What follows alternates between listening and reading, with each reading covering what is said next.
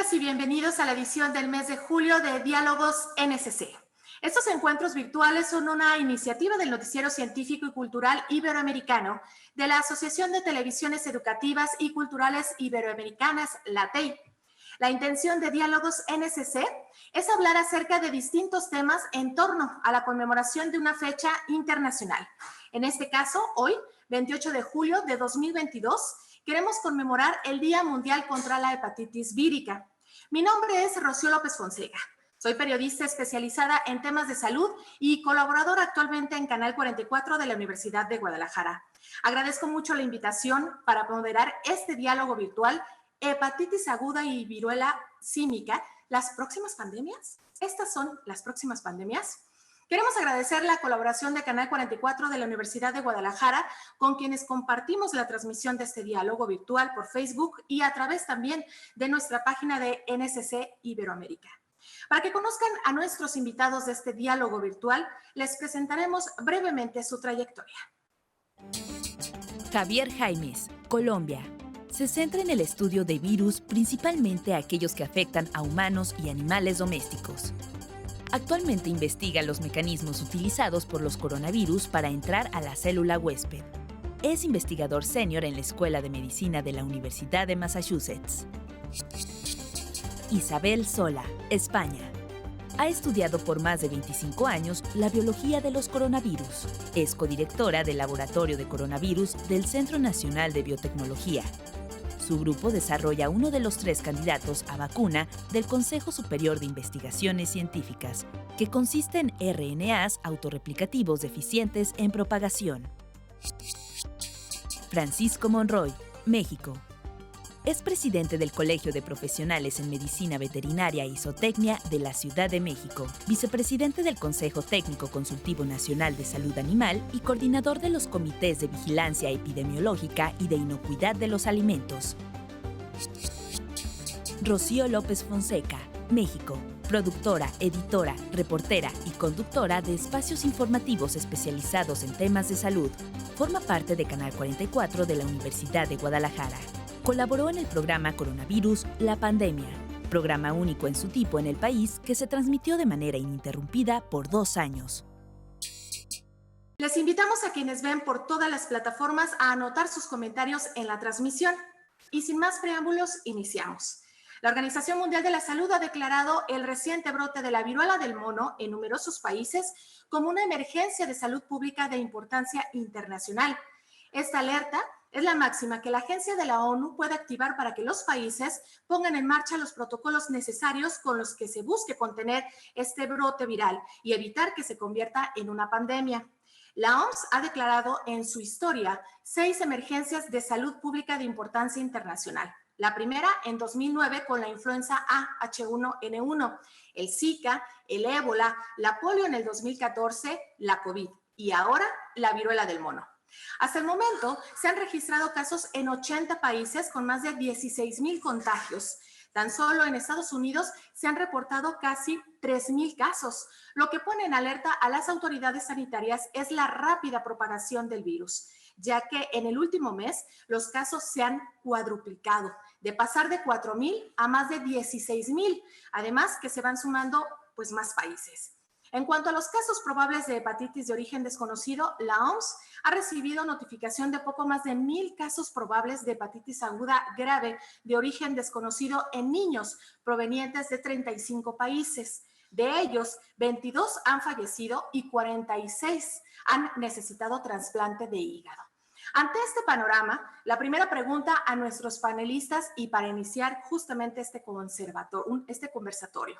¿La hepatitis aguda fulminante y viruela símica serán las próximas pandemias? Y bueno, pues vamos a darle la palabra primero a nuestra viróloga especializada en coronavirus, Isabel Sola. Gracias por estar con nosotros. Hola, muy buenos días. Bueno, es difícil predecir si van a convertirse en las futuras pandemias, sobre todo en el caso de la hepatitis aguda, porque se desconoce cuál es la causa todavía. La información que hay es muy limitada y, por lo tanto, para que se produzca una pandemia es necesario una transmisión muy rápida y a muchísima población con un alcance mundial del patógeno que sea. Tiene que ser un patógeno con potencial pandémico, es decir, que pueda transmitirse muy eficientemente.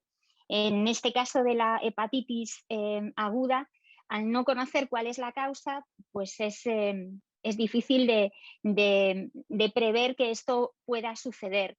Y la causa que de momento se asocia, que es un adenovirus, en principio la transmisión de este adenovirus 41 no parece que sea transmisión por el aire, por aerosoles, que es la más efectiva a la hora de dar una pandemia.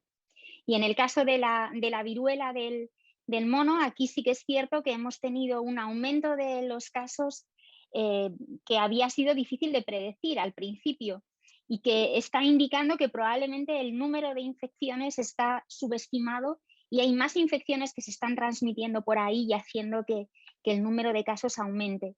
Tampoco este virus se transmite fundamentalmente por aerosoles, con lo cual no tiene esa capacidad pandémica que tienen el virus de la gripe o los coronavirus, que son virus aéreos. Entonces, esperemos que no termine siendo una pandemia, aunque ciertamente la transmisión que está mostrando es preocupante. Muy bien. Médico veterinario y virólogo Javier Jaimes, desde Colombia, ¿qué opina?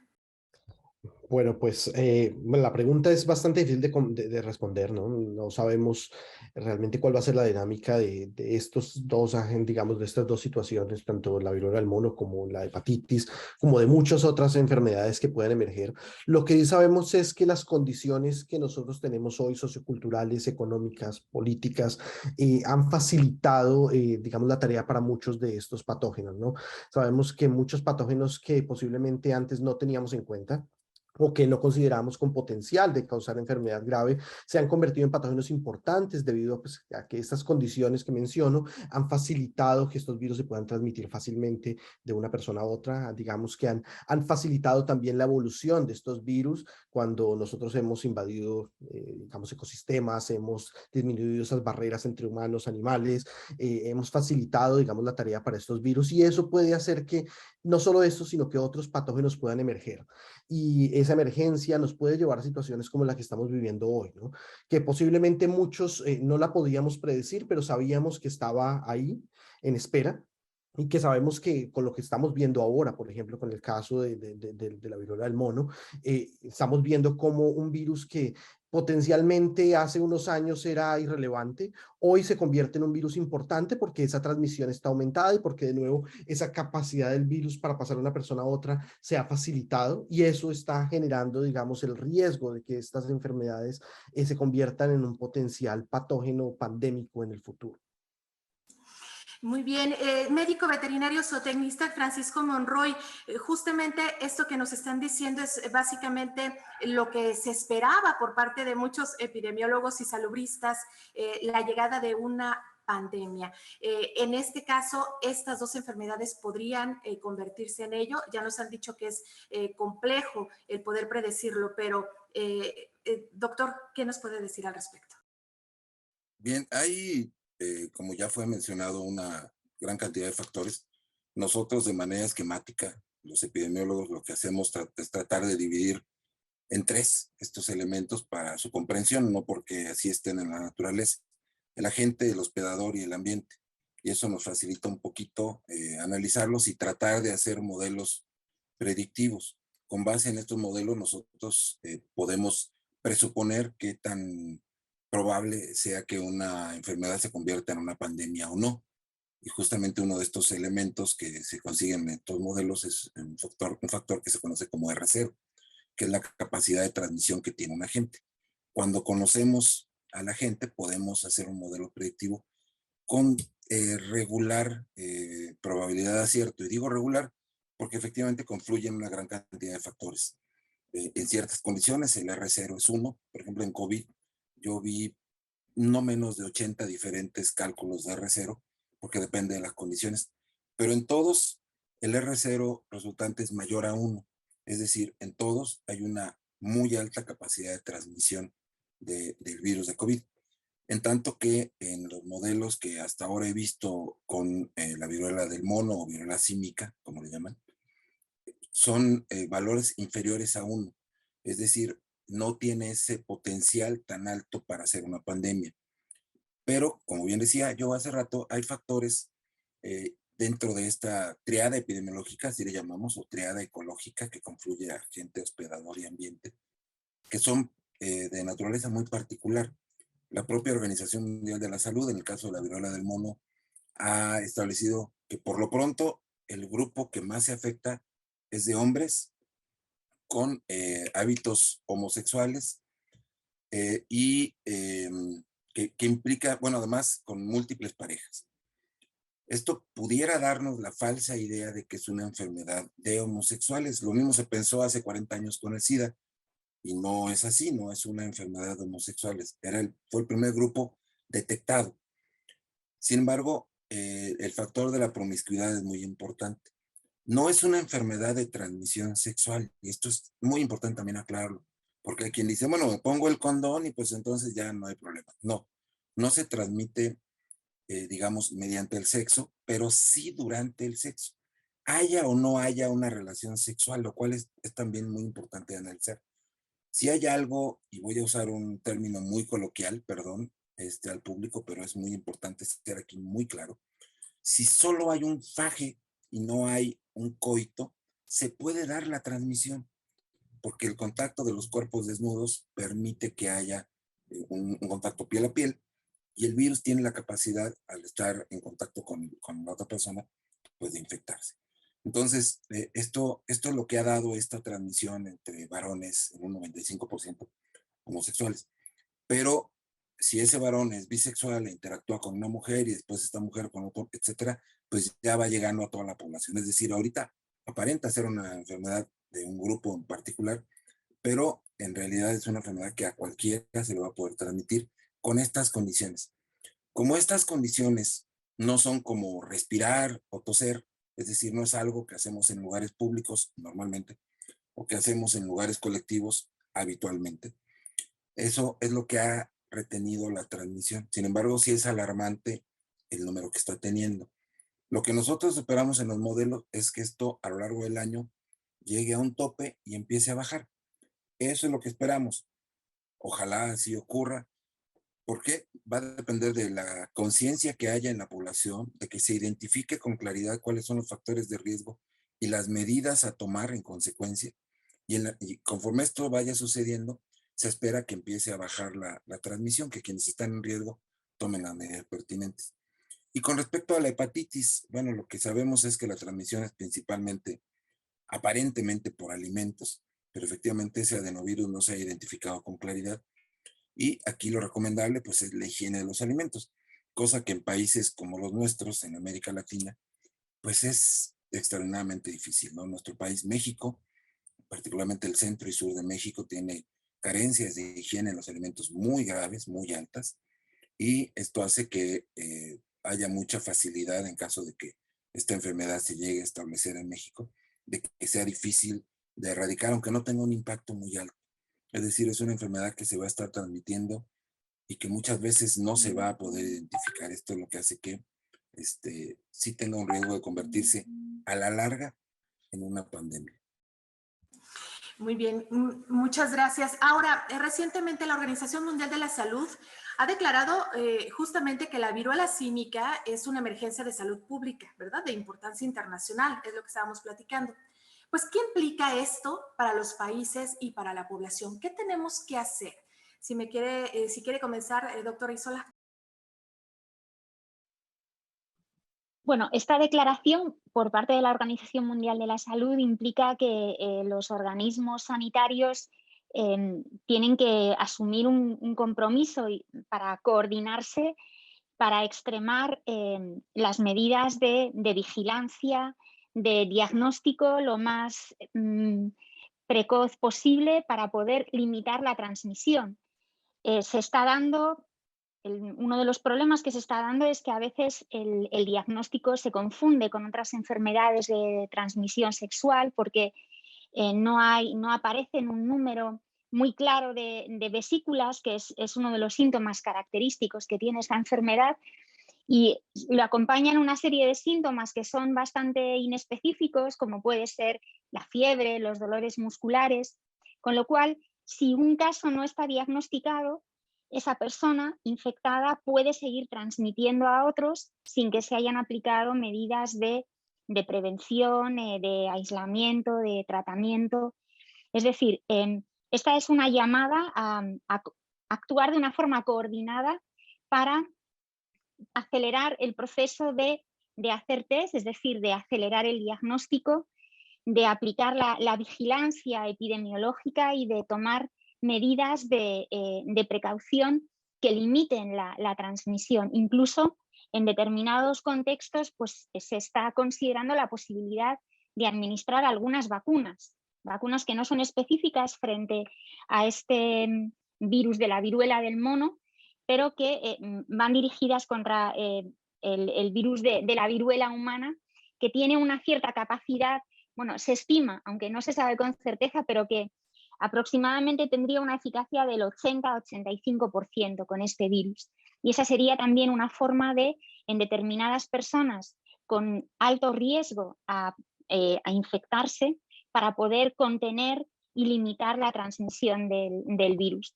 Espero que esta acción coordinada de alguna forma permita contener el aumento de la incidencia que hemos visto en los últimos meses y evitar que esto evolucione en el sentido de poder convertirse en una pandemia y se pueda controlar. Doctor Jaimes, ¿por qué la viruela del mono está en el escrutinio público si esta enfermedad no es nueva? ¿Cuál es la causa que ahora sí ha encendido las alarmas internacionales cuando ya existía en países de África, ¿no? Bueno, como lo mencionan, este no es un virus nuevo, es un virus que lleva con nosotros bastantes años y, pues, por ejemplo, acá en Estados Unidos han habido brotes desde el año 2003, constantes, digamos que con cierta periodicidad, brotes que han sido muy controlados, y digamos la característica importante que tiene este brote que estamos viendo hoy, que es el que realmente prende las alarmas, ha sido primero el número de casos, ese brote explosivo, el número de casos que ha habido en las últimas semanas, ¿sí? Y adicionalmente, pues, que ese número de casos que inicialmente estaba relacionado a una población muy específica, ¿sí? Ahora empieza a expandirse a poblaciones adyacentes que eran consideradas, digamos, que estaban protegidas dentro, digamos, de ese modelo inicial de lo que era la enfermedad, ¿no? Y eso es lo que ha hecho, digamos, que sea tan importante en este momento. Es una enfermedad que, como lo menciono, no es nueva, que tiene unas condiciones, digamos, de capacidad de causar daño en el cuerpo que no son tan graves como lo era la viruela humana, ¿sí? O sea, es una enfermedad mucho más leve, pero que aún así tiene la capacidad de causar daño en tejidos, de causar enfermedad lo suficientemente moderada para que la persona, pues, tenga que buscar atención en salud, y que en este caso, como menciono, había una explosión de casos que estaba muy por encima de lo que esperado, de lo que se podía predecir ante los brotes anteriores que habíamos visto de esta enfermedad, y eso es lo que la ha hecho tan especial, ¿no? Obviamente estamos en una etapa muy inicial y no conocemos muchos de los factores, pero obviamente sí hay preguntas relacionadas principalmente a la capacidad de transmisión del virus, o a cuáles han sido los factores que han facilitado para que este virus se transmita tan rápidamente y tan fácilmente entre las personas, ¿sí? Y adicionalmente, pues ahora, como lo mencionaba, hay una expansión a un nuevo grupo de personas que empiezan a ser susceptibles. Incluso ya empezamos a ver casos en niños, ¿sí? Que no hacían parte de ese grupo que se mencionaba anteriormente, hombres con prácticas homosexuales, sino que ahora estamos viendo las consecuencias de un virus que definitivamente no solamente está relacionado con el contacto sexual, sino que realmente está relacionado con diferentes vías de transmisión, y en las cuales personas adyacentes a estos grupos pueden empezar a verse afectadas, y a partir de ellos podemos seguir viendo una expansión de casos. Y eso es lo que lo hace tan importante y tan relevante en este momento para nosotros como enfermedad emergente. Básicamente es el contacto estrecho, ¿verdad? Que no necesariamente tiene que ser en una relación sexual, sino es contacto estrecho de abrazos, lo que decía el mismo doctor Francisco Monroy. Y por cierto, doctor Monroy, ¿cuáles serían, que nos pudiera hablar de estas diferencias entre la viruela humana y la viruela del mono? Que prácticamente la viruela humana ya estaba pues casi erradicada, ¿no? De hecho, se erradicó. Oficialmente es la única enfermedad de los humanos que se ha erradicado del planeta. La otra enfermedad erradicada es la peste bovina, pero esa es de las vacas. Entonces, sí son diferentes tipos de virus. Hay una familia de virus, de viruela, digamos, que tienen diferentes huéspedes, diferentes individuos a los cuales se les afecta. Y la viruela humana, pues era prácticamente de los seres humanos.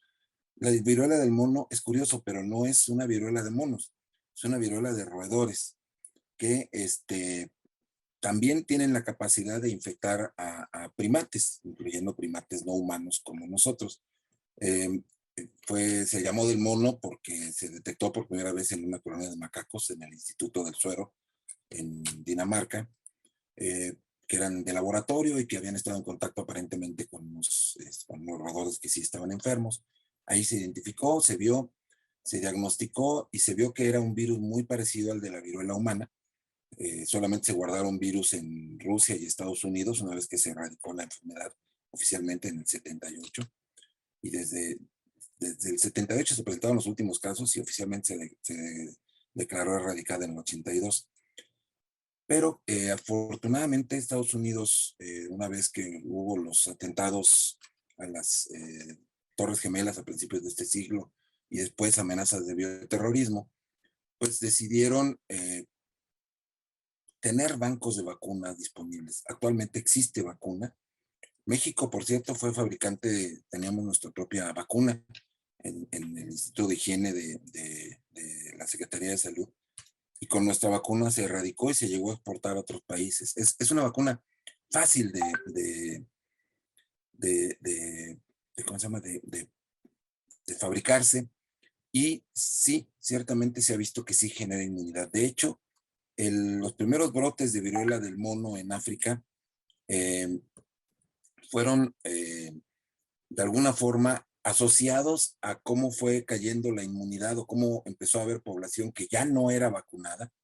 Y esta primera población no vacunada fue la que, digamos, facilitó que esta viruela que se daba en estas poblaciones de grandes roedores africanos pudiera llegar al ser humano por consumo y manipulación de animales enfermos, básicamente.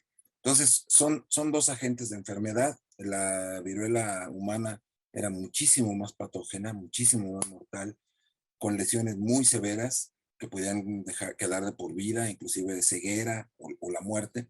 Y la viruela de los monos parece ser un poco menos grave y se había mantenido siempre o casi siempre asociada a las poblaciones endémicas, a las poblaciones locales de animales. Y ahora el cambio que hay es que ya se pudo el virus, digamos, mantener en una transmisión entre humanos, en una transmisión comunitaria. Y esto es justamente lo que hace que la Organización Mundial de la Salud prenda las alarmas, porque esto no había ocurrido antes con tanta facilidad. Siempre había de alguna manera animales involucrados y ahorita ya no se necesitan. Es decir, es de origen zoonótico, pero ahora ya es una enfermedad que se adaptó al ser humano, parece que bastante bien, y eso es lo que, digamos, preocupa principalmente. Esto podría ser hasta un preámbulo para otras enfermedades zoonóticas que pasaran hacia nosotros, doctor Jaime. Ay, perdón. Sí. No, sí, la respuesta es sí, o sea, desafortunadamente ha habido un desconocimiento, más que un desconocimiento, una falta de atención al potencial zoonótico de muchas enfermedades que sobreviven en reservorios animales, tanto silvestres como domésticos. Y lo mencionaba en un comienzo, desafortunadamente la expansión de la barrera ecológica por parte de los humanos ha generado una invasión en esos ecosistemas de muchas de esas especies de reservorios, facilitando el salto entre animales y humanos, dando ese salto de especie, y en algunos casos desafortunados, como lo vimos ahora con el COVID, como lo estamos viendo ahora con la viruela del mono, el virus a veces tiene la capacidad de adaptarse y de adquirir una transmisión, establecer una transmisión fácil entre humanos a humanos, ¿sí? Y en ese momento, entonces, todo, digamos, todo el sistema de mantenimiento de la enfermedad cambia, ¿sí? Salimos de un reservorio silvestre donde la enfermedad se mantenía bajo ciertas condiciones, normalmente en un estado, digamos, de cirugía, donde estos reservorios normalmente no se enferman grave, ¿sí? Pero una vez sale a esa nueva especie que es el humano y el virus empieza a replicarse de forma eficiente en humanos y empieza a saltar de un humano a otro, inmediatamente tenemos la emergencia de estas enfermedades y tenemos, digamos, un riesgo grande, un potencial grande de estar viviendo esta situación que acabamos de vivir con el COVID, que ahora estamos viviendo con la viruela, y seguirla viendo constantemente con nuevas enfermedades, ¿no? Hay varios estudios en donde se ha visto cómo estas especies silvestres que están en áreas rurales o subrurales, sí cargan muchísimos virus que tienen potencial zoonótico, y que cada vez que nosotros aumentamos esos encuentros humano-animal, invadiendo esos ecosistemas, expandiendo esas barreras ecológicas, lo que estamos haciendo es facilitando la tarea para que esos virus puedan saltar a los humanos. Y obviamente cuando a eso le sumamos unas condiciones de nuevo culturales, sociales, económicas en el mundo en el cual nos facilita el viaje entre un país y otro, ¿sí? Condiciones en algunos países del mundo de altas densidades poblacionales que facilitan que un virus pueda saltar de una persona a otra, ¿sí? Todos esos factores le hacen, digamos, dan como el caldo de cultivo perfecto para que el virus pueda evolucionar, y esa evolución es la que lleva a la adaptación a nuevas especies, en este caso los humanos, que faciliten esa transmisión y que pues lleven a este tipo de situaciones, ¿no? Obviamente con potenciales grandes de causar emergencia a nivel de los servicios de salud, como lo acabamos de ver con el COVID, ¿sí? Y que ese potencial también tiene, digamos, la probabilidad de que en algún momento pueda llevarnos a una situación de enfermedad grave. Afortunadamente, lo vimos con el COVID, una enfermedad con una tasa de letalidad pues relativamente baja, pero eso no quiere decir que mañana no pueda aparecer un virus que tenga un potencial patógeno mucho más alto y nos lleva a una situación epidemiológica y de salud pública mucho más grave de la que estamos viviendo, ¿no? Entonces, siempre es importante resaltar esa importancia que tienen esas enfermedades animales que tienen potencial zoonótico de pasar de los animales a los humanos, y cuánta importancia debemos poner nosotros en los sistemas de vigilancia y en la investigación en esos temas para tratar de entender y tratar de generar herramientas preventivas para prevenir esas enfermedades, ¿no? Doctora Isabel, y entonces sería interesante que los países, en este caso México, que es uno de los que ha estado registrando también casos y se están incrementando, no tan acelerados, pero sí se están incrementando, sería interesante entonces que comenzaran a ver la posibilidad de las vacunas, como ya lo están haciendo en países de Europa y de Estados Unidos, esas vacunas para determinado grupo de la población. Esa es una de las herramientas que hay disponibles. Lo que sucede con estas vacunas, que son vacunas dirigidas contra la viruela humana, hay, digamos, dos clases de vacunas que se llaman de segunda y de tercera generación. Las que de momento se dispone de una cantidad limitada de estas vacunas, se están fabricando más, y sobre todo las de segunda generación tienen el inconveniente de que causan efectos adversos en una frecuencia relativamente alta. Por ejemplo, en 1 de cada 1000 personas vacunadas pueden causar efectos adversos serios. De ahí que no se esté proponiendo de momento un uso generalizado de estas vacunas, a menos que sean personas con riesgo de padecer la enfermedad, por sus condiciones o porque el contacto ha sido un contacto muy, muy estrecho. Entonces, esta es una de las herramientas disponibles, junto con, se dispone también de algunos antivirales que, bueno, pues tienen cierta capacidad también de limitar la replicación del virus y la transmisión, y sobre todo, como siempre, la prevención. Es decir, una persona que se detecta que está infectada de una forma rápida y eficaz, se sabe que el curso de la enfermedad puede durar varias semanas en las que puede contagiar a otros. La prevención, prevenir la transmisión, es fundamental para, como ha sucedido en coronavirus y como sucede en cualquier pandemia o en cualquier epidemia en la que el virus puede transmitirse. No hay una única forma de actuar. sino que lo más eficiente es actuar a distintos niveles. Y en este caso, como digo, las vacunas que hay disponibles tienen algunas limitaciones por la cantidad que hay disponible de momento y porque, sobre todo las de segunda generación, tienen todavía muchos más efectos adversos que los que hemos visto para las vacunas de COVID, con lo cual esa aplicación en masa a toda la población de momento no se considera que sea lo más acertado. Además, también, como dicen, los síntomas de alguna manera no son tan graves, tan complejos en este brote, no han provocado muertes, ¿no?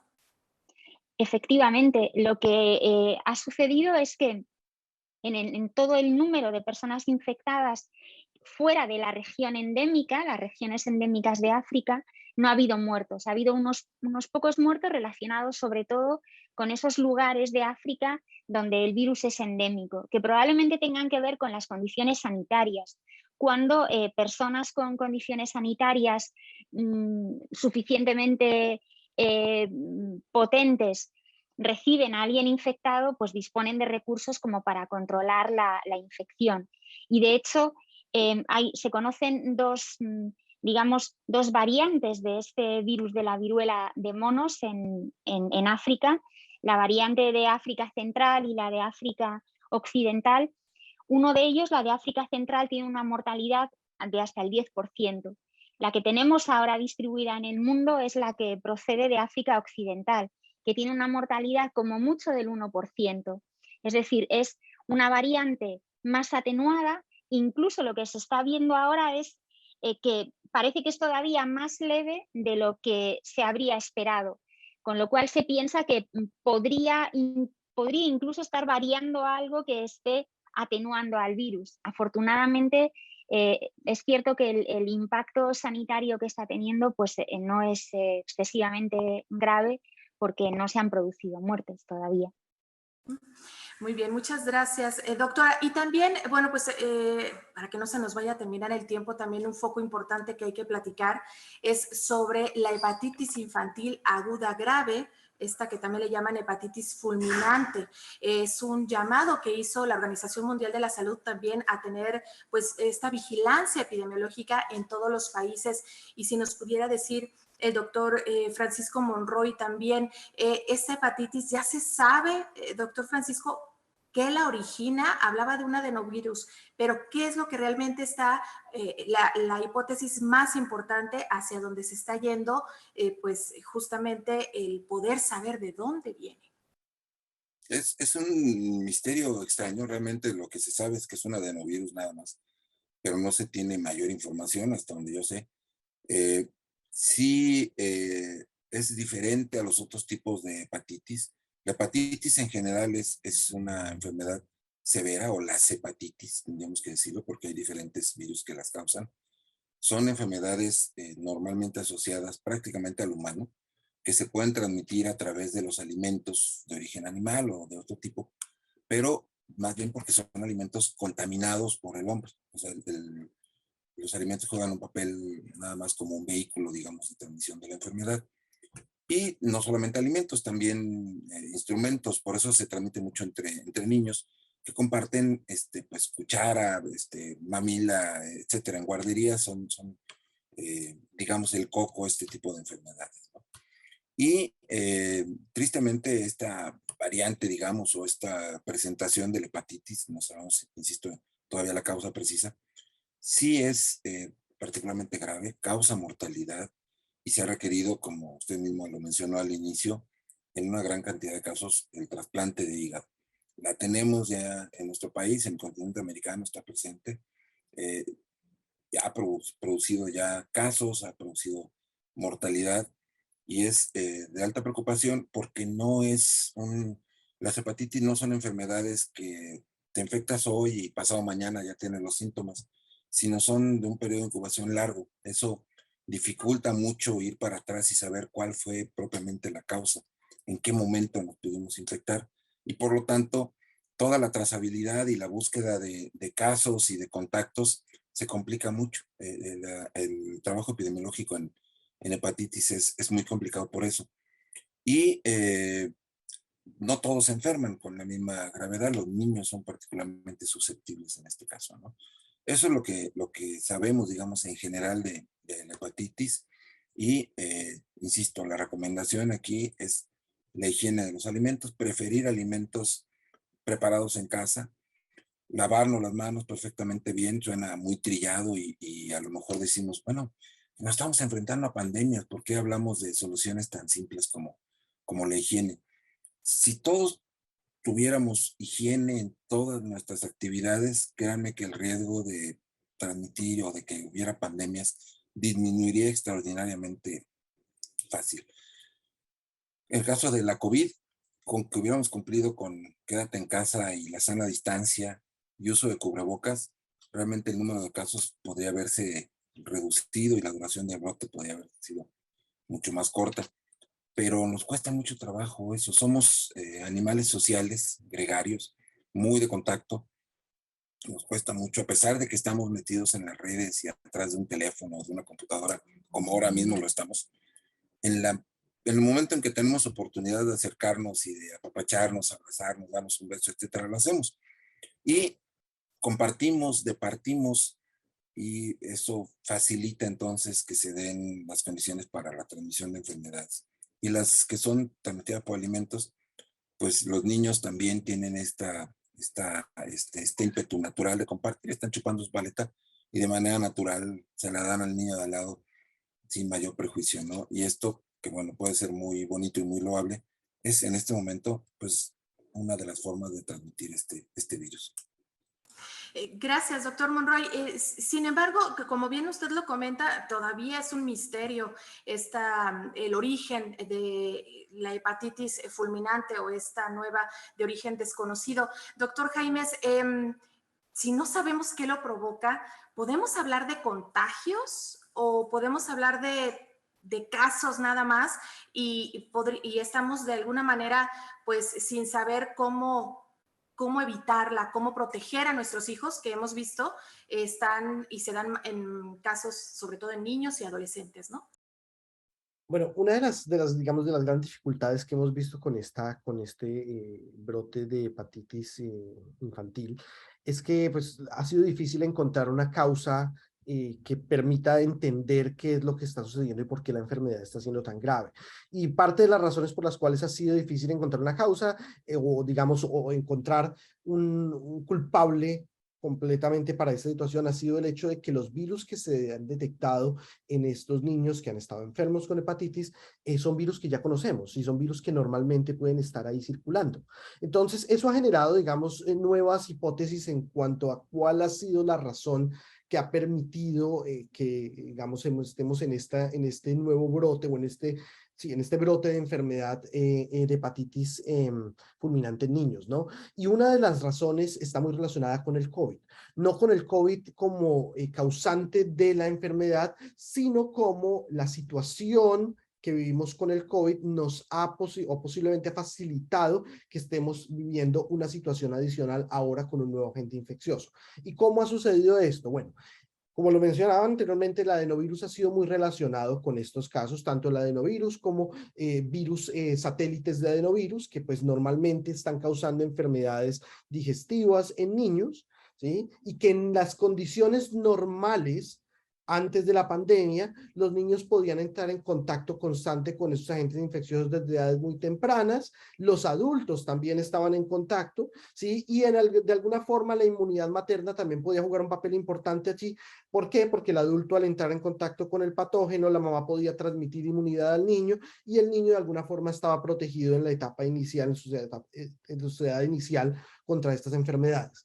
Al haber entrado en esta situación del COVID, aislamiento, ¿cierto? Uso de medidas preventivas, etcétera, aunque no fueron lo suficientemente estrictas y eficientes para controlar el COVID, sí permitieron la disminución de la incidencia de otras enfermedades que normalmente estaban ahí. Lo vimos con el caso de la influenza. También es posible que lo que estemos viendo ahora con los adenovirus pueda estar muy relacionado. ¿Cómo? Pues los niños, los adultos ya no estuvieron en contacto con estos agentes infecciosos, claro, ¿sí? No hubo transmisión de inmunidad materna y por lo tanto lo que estamos teniendo ahora es una población infantil que es totalmente... por así decirlo, que no ha tenido nunca contacto con estos agentes infecciosos, ¿sí? Que es inocente ante estos, digamos, ante la posibilidad de que estos patógenos lleguen a ellos y por lo tanto al no tener una inmunidad derivada de la madre, al no haber estado en contacto con estos patógenos en etapas iniciales, eso facilita que estos virus, digamos, reganen potencial patógeno y puedan causar enfermedad más grave. Y es posiblemente por esa razón que no se ha encontrado un nuevo patógeno, un nuevo virus causante de estas hepatitis fulminantes, sino que lo que estemos viendo son esos virus que veíamos anteriormente y que hemos visto durante muchos años, ¿sí? Solo que ahora estamos viendo una manifestación clínica totalmente diferente y de nuevo, como lo menciono, con una hipótesis que está tomando bastante fuerza, muy relacionada con las condiciones que hemos vivido como consecuencia del COVID y que han facilitado que este virus, digamos, haya ganado un nuevo potencial ahora de causar enfermedad. Y por esa razón es que todo esto que mencionando, todo esto que está más allá de la virología y del sistema inmune, sino que estamos hablando de las parte ecológica, cultural, social, tiene un factor muy importante a jugar en la emergencia de enfermedades. Todas las enfermedades pueden estar potenciadas o no por condiciones culturales, por condiciones económicas, por condiciones de salud, políticas, etcétera, que pueden facilitar o no esa emergencia digamos, en poblaciones humanas, ¿no? Entonces, por eso es importante que tengamos en cuenta que es posible que este patógeno que estamos viendo y que está causando enfermedad grave en niños sea un patógeno conocido, pero que simplemente las condiciones en las que nos encontramos en este momento faciliten que ese patógeno cause enfermedad más grave. ¿Sí? Yo veo bastante difícil que de pronto este patógeno tome el potencial de causar enfermedad pandémica, pero no quiere decir que de algún momento no pueda haber un cambio evolutivo que le permita al virus potencializar su transmisión o establecer un nuevo mecanismo de causar infección y a través de esto, pues, generar una emergencia sanitaria. Doctora Isabel, ¿y usted cómo ve? ¿Está preparado Latinoamérica para enfrentar esta posible necesidad de estos trasplantes, o el mundo entero incluso, de estos trasplantes para poder salvar a estos niños y las secuelas que quedan estos niños después de haber vivido una hepatitis fulminante de este tipo, aunque no hayan requerido un trasplante? Bueno, hacer frente de una forma masiva a trasplantes lo veo muy complicado. Es un procedimiento, digamos, que requiere de donantes compatibles. Yo creo que es uno de los procedimientos más complejos que puede haber en medicina el hacer frente a los trasplantes hepáticos.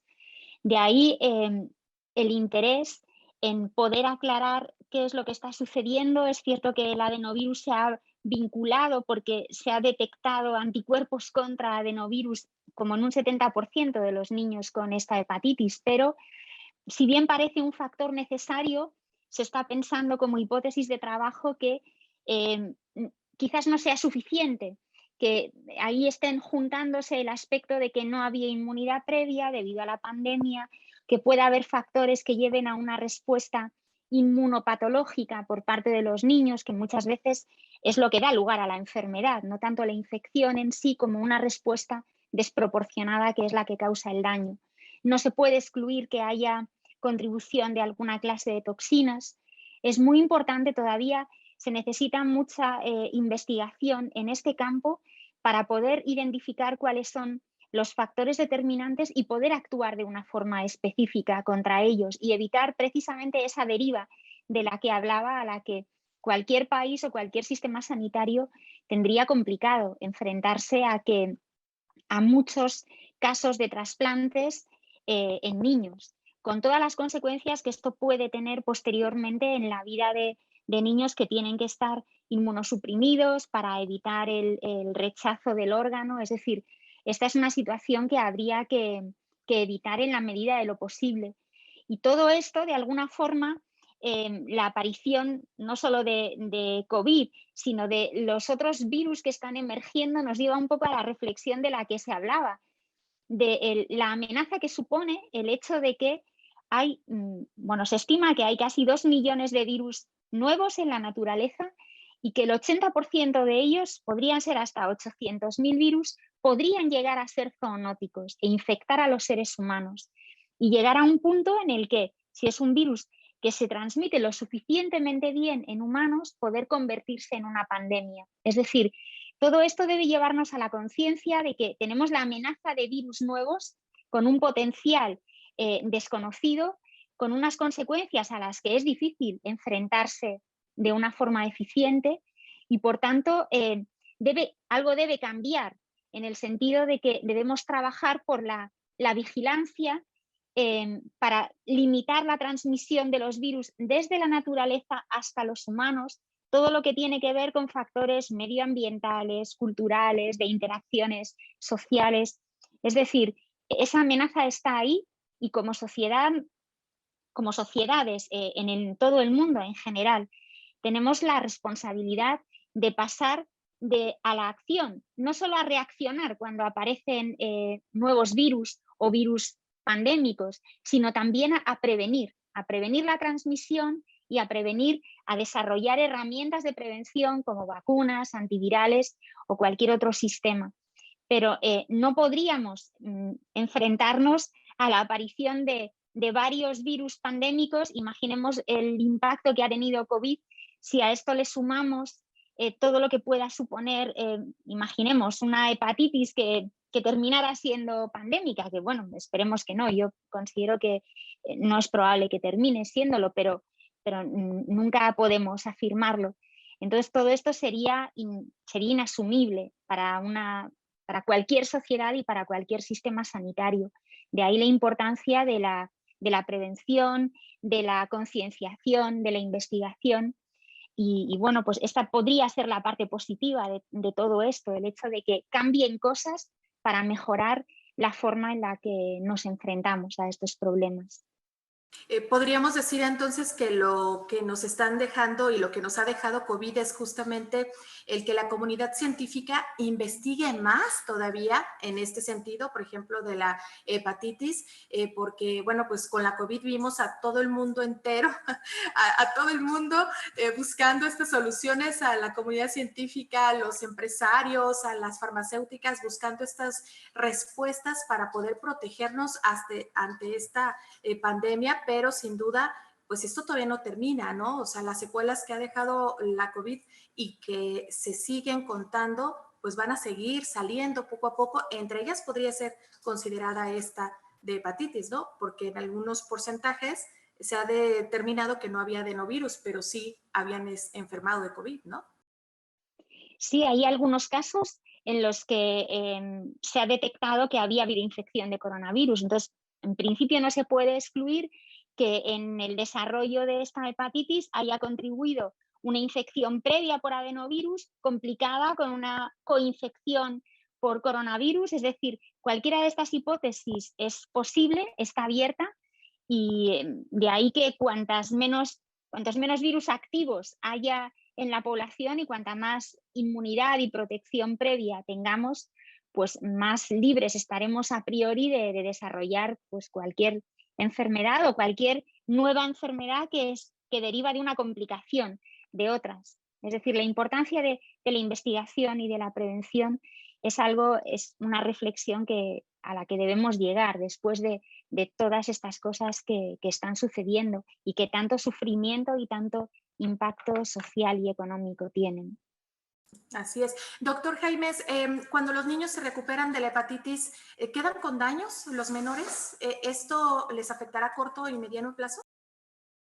Mire, en todos los casos cuando hay enfermedad siempre queda algún tipo de consecuencia, ¿no? El proceso de recuperación del tejido siempre que ha habido una infección, siempre se da con células que de alguna forma cumplen la funcionalidad, pero al mismo tiempo se da una mezcla con células que lo que buscan es reparar el tejido y eso obviamente tiene consecuencias, ¿sí? Mayores o menores a largo plazo, siempre hay consecuencias, ¿sí? En este caso, como estamos viendo una enfermedad aguda tan grave, pues las consecuencias para los niños pueden ser bastante graves, ¿sí? Y eso, obviamente, pues genera una alarma importante porque estamos hablando de una población infantil que va a tener que sufrir con estas condiciones durante el resto de su vida, ¿sí? Por esa razón es tan importante lograr determinar en este momento cuáles son los factores de riesgo que están causando que esta enfermedad se desarrolle de esta forma, ¿no? Es muy difícil saber en este momento cuál va a ser el impacto de este brote de enfermedad a futuro. Estamos viendo un brote pues, que de alguna forma está, digamos, limitado en el número de personas, el número de niños que se han visto afectados por esto, ¿sí? Pero pues no podemos ver realmente a futuro cuál va a ser el impacto real. Y no sabemos obviamente cuántos de estos niños, o sea, muchos obviamente están manifestando una enfermedad clínica aguda severa, pero no sabemos cuántos pueden estar manifestando formas mucho menos severas, que posiblemente no van a tener el mismo impacto a nivel de salud inmediato en el niño, pero que posiblemente también puedan tener consecuencias a futuro, ¿sí? Ya sea por cuadros crónicos o simplemente por lesiones que queden en el tejido hepático, que puedan tener condiciones que generen enfermedad o que, digamos, consecuencias a futuro, ¿no?